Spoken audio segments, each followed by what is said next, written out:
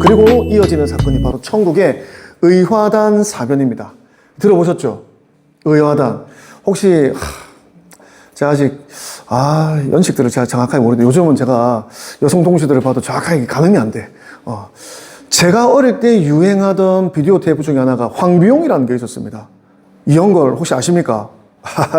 대충 나온다 이거죠. 예, 이영걸 모르는 척하고 앉아 계시는 거 아시죠? 예.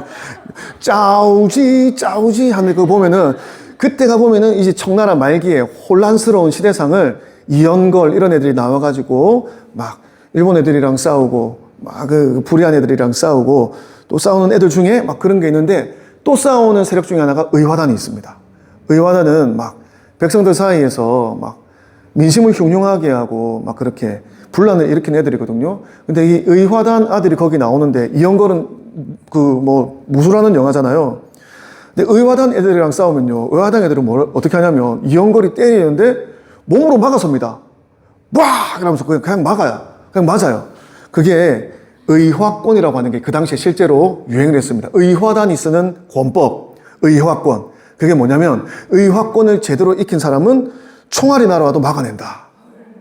이런 게 당시 미신처럼 의화단에게 퍼져 있었습니다. 그래서 보면은 실제로 막 때리는데 막 맞으면서 그냥 다 견뎌내. 걔네들은 몸으로 때우는 애들이 그런 의화단입니다. 그렇게 무식하고 그래서 부청 멸량이라고 해가지고 청나라를 부강하게 하고 양놈들을 멸하겠다. 뭐 이런 기치를 내걸고 일어난 애들이 의화단입니다. 근데 이게 민간에서 일어난 사실은 이 반동분자들이잖아요.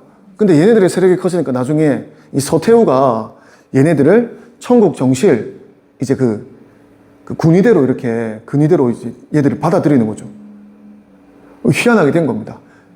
서태후는 얘들을 이용해서 자기의 권력을 더 강화시키려고 하는데 이 의화단 애들은 서태후와 힘을 잡고 자기들의 그 종교적 이게 사실 종교 색채가 강한 거거든요. 무슨 의화권 쓰면 총알을 맞고 그러겠어요. 그죠? 종교성이 있는 거예요. 자기들의 어떤 사상을 청나라 전체에 펼치겠다.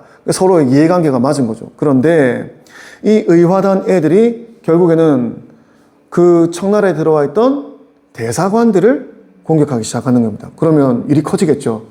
그래서 각국에 있던 그 나라 안에 있던 각국의 대사관들이 군대를 보내게 됩니다. 그래서 10개국 정도가 군대를 보내어서 청나라와 싸우게 되는 사건. 그게 이제 의화단 사변이라고 부릅니다. 자, 여기에는 그냥 이게 되어진 것이 아니고 무술변법이라고 부르는 것이 이제 당시에 변법 자강운동. 우리가 스스로 법을 바꾸어서 부강한 나라가 되자라고 해서 청나라에서도 개혁이 있었습니다. 특히 황제였던 광서제가 이런 개혁의 뜻이 있었고 유학파들이었던 강유위, 양계초 이런 애들이 중심이 되어서 정치개혁 운동입니다. 청일전쟁에서 패하고 나니까 우리가 당연히 일본을 이길 거라고 생각했는데 왜 졌지? 보니까 일본은 서양의 새 법들, 문물들을 받아들였더라. 우리도 그러면 받아들이면 강한 나라가 되지 않겠냐라고 해서 이들 중에 유학파들 중에서도 특히 이홍장이라는 애가 이 사학 인구 중에 으뜸이라고 알려져 있었습니다. 서양 여러 나라들 중에서도 청나라에 호걸이 한 명 있는데 이홍장이다. 이홍장이가 변화되면은 청나라가 앞으로 엄청나게 변화될 거다라고 해서 이홍장이가 전 세계를 다니면서 배우겠다고 하니까 세계의 열강들이 그래 잘 생각했다고 하면서 자기 문명들 보여주고 학문을 가르치고 신문물과 신법들을 이렇게 막 배우면서 융숭하게 대접을 해서 다시 천국으로 돌려보냈단 말입니다. 그럼 이제 다 나라들이 기대할 바가 있을 거 아닙니까? 이홍장을 통해서 청나라가 이제 문명국으로 개항이 되겠구나. 그러면 러시아 저 야만적인 놈들 저것도 막아내고 앞으로 우리 서로 통상을 하면은 좋은 일이 있겠구나 라고 기대를 했는데 문제는 이런 기대가 있었는데 문제는 뭡니까? 개혁도 진행을 했어요. 그런데 문제는 서태후의 세력이 너무 세더라는 겁니다. 서태후의 세력이 너무 세가지고 서태후가 막 박해를 시작하는데 이 개혁파 애들을 황제도 유배시켜 놓고 다 때려잡기 시작하는 겁니다. 도륙을 당하고 외국으로 망명한 자도 있고 막 그렇게 되는 거죠. 그리고 광서제도 독살했다는 소문이 막 이렇게 퍼져나가고 실제로 광서제는 부검을 한 결과 음독 사실이 있었다고 하죠.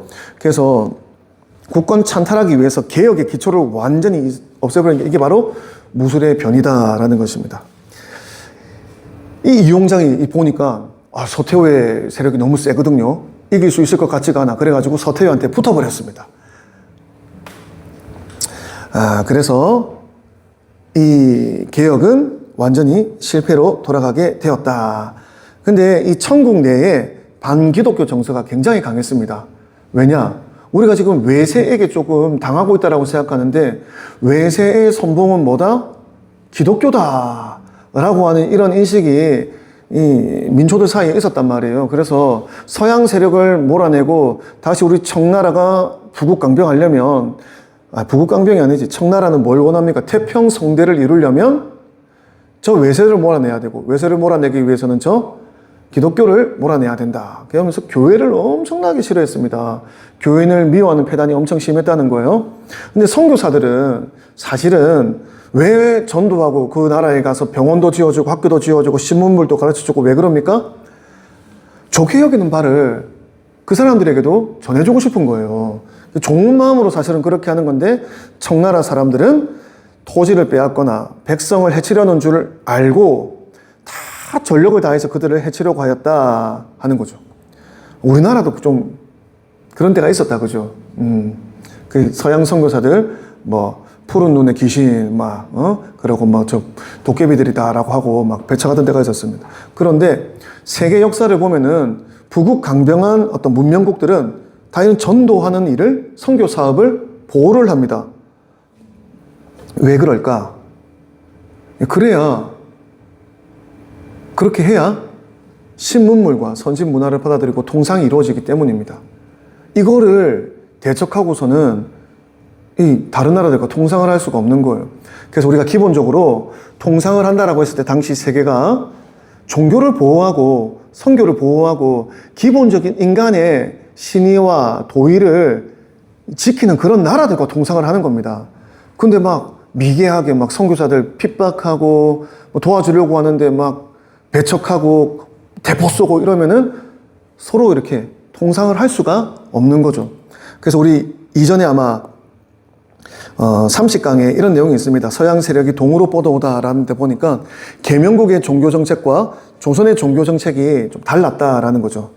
보통 교인은요, 각국이 법으로 적극적으로 이제 보호를 해주는 게 당시 국제사회의 간행이었다라는 것입니다. 서양의 각국들도 수천 년 동안 내려오면서 종교 믿는 사람들을 잡아 죽이는 이런 일들이 계속 있었는데 해가 지나면 지날수록 이게 해서는 안 되는 일이구나 깨달았다는 거예요. 그래서 그 뒤로는 각국의 정치와 풍속이 바로 이 종교에서 근원이 되었다. 종교를 보호하는 것은 바로 서로를 존중하고 이 서로 통상할 수 있는 기본이다라는 것이 이제 서로 통용이 된 겁니다. 그 지극히 인내한 마음에서 나오는 것이 포교 활동인 것인데 어찌 그걸 금하고 맞겠느냐라고 하는 것인데 조선도 그랬고 청나라도 그랬고 그런 것들을 배척하더라라는 거죠. 자, 이거 똑같습니다. 그때 우리가 봤던 게 똑같아요. 선교사를 보호하려고 하는 서양의 각국들과 이 서태후의 선동이 서로 이제 맞부딪히는 거죠. 그래서 말씀드렸다시피 서태후는 개혁파들, 서양 세력들과 좀 맞닿아 있다라고 생각되어지는 애들을 다 공격하는 거예요. 정치적인 어떤 이유가 크죠.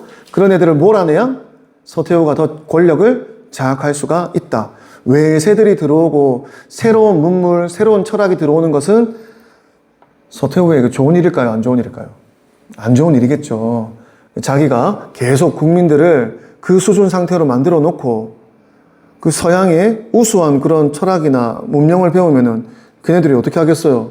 우리도 서양처럼 좀 문명 개화국이 됩시다. 이런 얘기들 하는데 자꾸 나오면은 자기의 정치 기반이 흔들리겠죠. 그러니까 당연히 그런 애들을 조지는 겁니다. 그래서 개화파하는 원수가 되어서 막 민심을 선동하는 거예요. 근데 의화단이 시작된 거죠. 그래서 이때 우리가 서양인들을 몰아내고 옛날 우리 청나라법을 회복하고 문 닫아놓고 우리끼리 살자, 세국 정책하자. 의화단이 막 민간 가운데 일어나는데 그 뒤에 서태후가 선동을 했다라는 것입니다. 야들은 막 이상한 주문 외워가지고 주문만 외우면 우리가 막 잘 되고 막 그런 이상한 애들입니다. 진짜 막 부적 같은 거 붙이고 막 이상한 거 많이 해요, 얘들. 막 그런 거를 우리나라 동학난리와 같이 된 것이다 라고 이렇게 이야기를 합니다. 동학난이랑 의화단이 진짜 엄청 많이 닮아 있습니다. 그래서 이 의화단을 보면은 청나라 말기 1900년대에 일어난 반외세, 반그리스도교 어떤 운동입니다.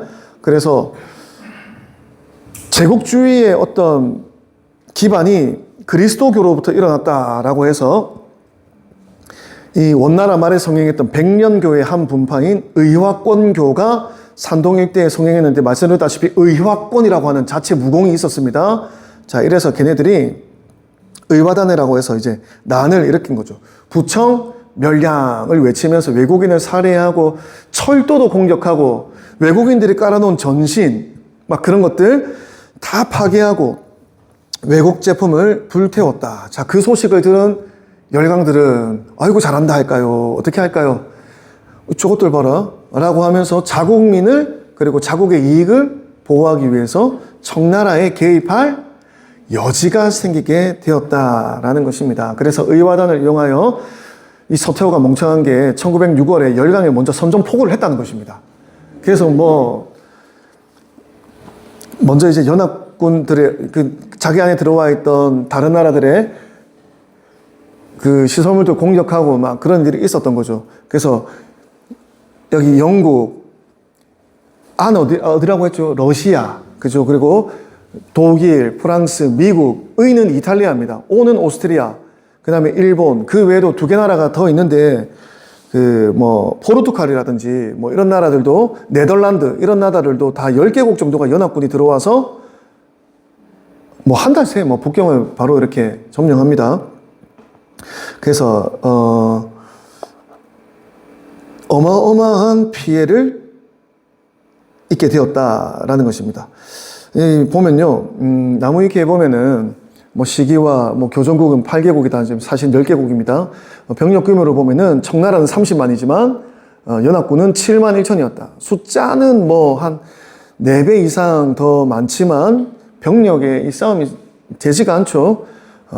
군인과 민간인 10만이 사망인데, 보십시오. 제일 많이 사망한 부류가 어디입니까? 기독교인들이죠. 선교사 및 가족들. 이렇게 해가지고 기독교인들이 제일 많이 군인들보다 더 많이 죽었다. 그러니까 이 의화단의 표적이 누구였다? 그리스도인들이었다라는 것입니다. 그래서 교인들이 참 많이 죽게 되었다라는 것이죠. 10개국이 출병을 하였고, 난민들을 소탕하고, 그리고 그 의화단의 사변을 일으킨 단친왕, 서태후의 총애를 받던 왕자인데 궁에 불을 지르고 황성을 점령하는 일이 일어났다. 서태후는 어떻게 되었을까? 피난을 가죠. 서쪽으로 도망을 갑니다. 서태후가 도망을 가는데 광서제도 같이 갑니다. 여러분 궁금하지 않습니까? 광서제는 개혁파잖아요. 서태후는 보수파, 수구파고, 이 두 사람이 왜 같이 피난을 갈까요? 서태후는요, 이 광서제를 종부리듯 했습니다. 그래서 이 선전포고에 광서제가 허수아비로 이렇게라도 나서야 되는 거예요. 바지사장인 거죠. 서태후가 광서제를 억지로 이 개혁에 동참을 시킨 겁니다. 이 전쟁에. 그래서 광서제는 사실 서태후와 같이 피난을 가고 있지만 굉장히 비참한 신분으로서 끌려갔다라고 이렇게 제가 찾아보니까 그렇더라고요.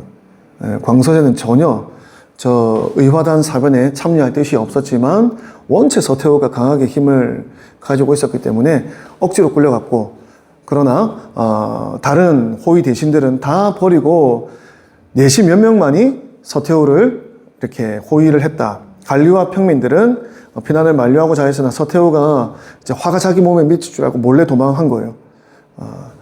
이 피난길에 불쌍한 이야기들이 많이 있더라고요. 근데도 측은히 여기는 사람이 없었다. 민심이 다 서태후에게서 돌아섰다라는 것입니다. 자, 근데 문제는 뭡니까? 전쟁은 위에서 이렇게 되는데 서태후가 일으켰죠? 고통은 누가 당해요? 백성들이 당하는 겁니다. 지금도 똑같죠? 이 쉽게 군대가 들어와가지고 청나라 사람들을 무수히 많이 죽입니다. 무수히. 도처에서 살육, 노략질, 부녀자 겁탈, 포악과 능욕, 이게 어마어마하게 일어났습니다. 그 중에서도 누가 가장 포악했을까요? 러시아. 그렇죠. 믿던 놈이 뒤통수 때리면 더 매서운 법입니다. 러시아는요, 휘춘해서 뭐 일반 그냥 그 부녀자들과 민간인들이죠. 뭐 이 강을 건너오지 않으면 다 죽여버리겠다고 해서 남아있는 사람들 다 죽였는데, 뭐 뽕잎에 누에가 쌓여 있는 것처럼 수많은 시체가 강에 쌓였다라고 되어 있고, 그 와중에 우리 국민들, 대한 사람들도 청에 이렇게 갔는데 아라사 사람들에게 화를 많이 당했다고 합니다. 왜 그럴까요? 우리나라 사람인데 왜 러시아 애들이 그렇게 청나라 애들이랑 같이 묶어서 죽였을까요? 일단은 러시아 애들이 보기에 구분이 안 갑니다. 여기 조선 사람인지 청나라 사람인지 구분이 안 가고, 거기다가 만일에 이때 청나라에 가 있던 우리 조선 사람들이 자기 신분을 증명할 수 있는 증이라도 있었으면 됐겠죠. 근데 대부분은 그런 사람들이 아닙니다. 국적 없이 이렇게 넘어간 사람들이었기 때문에 이런 화를 당하게 되었다라는 것입니다. 그래서 이 청나라의 어리석은 선택은 자국의 고통만이 아니라 그 주변 나라들에게도 같이 영향을 미쳤다라는 거죠. 하얼빈에서도 아라사의 병사들이 엄청나게 많은 부녀와 뭐 민간인들을 욕보이고, 또 그런데 욕을 당한 사람들이 자결한 숫자만 하얼빈에서 573명이나 되었다. 뭐 특히 이 러시아 군인들은요, 지금도 그렇죠. 러시아 군인들은 뭐 우크라이나 들어가면은 여성들을 그렇게 욕보이는 일들을 많이 합니다. 예전부터 그렇게 역사적으로 그렇습니다. 그래서 우리 얼마나 그 고통이 심했으면 맨 밑에 줄에 보면 일본 군사에게 찾아와서 아라사 병사들의 무례함을 호소하는 자들도 400여 명이나 되었다. 오죽 심했으면 일본 애들한테 가가지고 도와달라고 이야기를 했겠습니까? 아무튼 이런 만행이 어마어마하게 있었다라는 것이죠. 그 결론은 뭐냐? 힘없는 백성이라도 세상 돌아가는 정세는 알아야 한다라는 것입니다. 그래서 그냥 뭐 위에서 알아서 잘 하겠지라고 해서 가만히 있으면 민초들도 똑같이 고생을 당할 수밖에 없다라는 것입니다. 우리가 국제 정세 그리고 국내 정치에 관심을 가져야 될 이유가 여기 있습니다. 내가 직접 정치할 건 아니지만 정세를 모른다? 세상 형편을 모른다? 그러면요, 힘없는 백성들도 다 고초를 당하게 되는 것입니다. 그래서 마지막 보니까 부인이나 아이라도 세상 형편이 어떠하며 국민된 본래 뜻이 어떠한 것인지를 알아야 한다라는 것이 이승만 대통령의 결론입니다. 이 러시아와 청나라의 어떤 국제적인 어떤 사회 정세를 보면서 내린 결론이죠. 동학난을 보면 굉장히 유사한 점이 많습니다. 실제적으로 뭐 약간 종교적인 색채를 강하게 띠고, 뭐 내부로는 부패한 정권을 척결한다, 외부로는 외세를 몰아낸다, 뭐 이런 기치가 비슷해요. 그리고 이게 정치적으로 이용이 되었고 마지막에 결론이 좋지 않았다라는 거죠. 중국은 뭐 황건적의 난이라든지 홍건적의 난이라든지 뭐 태평천국의 난이라든지 이런 난들이 많았고, 이런 난들이 일어나면은 뭐다? 그 시대에 나라가 멸망하던 사인이었다라는 거죠. 청나라도 이제 의화단 사변을 통해서 거의 멸망의 길로 갔다라는 것입니다.